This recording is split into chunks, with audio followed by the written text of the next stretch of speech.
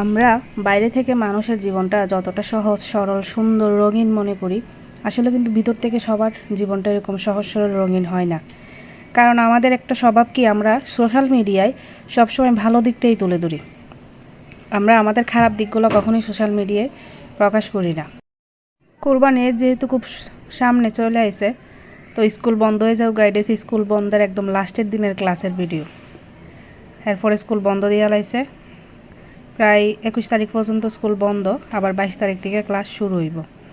তো হালকা পাতলা বৃষ্টিও আসছিল, স্কুল ছুটি হওয়ার সাথে সাথে অনেক বৃষ্টি নেমে গেছিলো, তখনও একটু একটু করে বৃষ্টি পড়তেছিল স্কুল যখন ছুটি হয়েছে।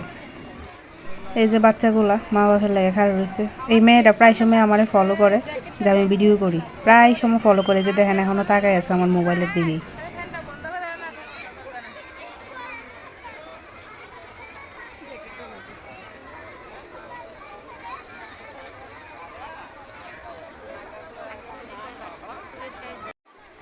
নার্সারি কেজি 1, 2 গিয়ে এবার ক্লাস 3 ছুটি হয়েছে, সাহিত্য বাইরে করছে।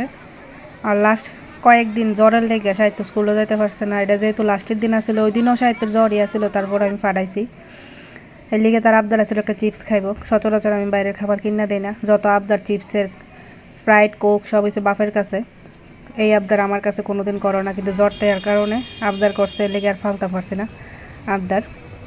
একটা রিক্সা লয়ে লাইলাম, তখন ফুল দামে বৃষ্টি শুরু হয়ে গেছে গা।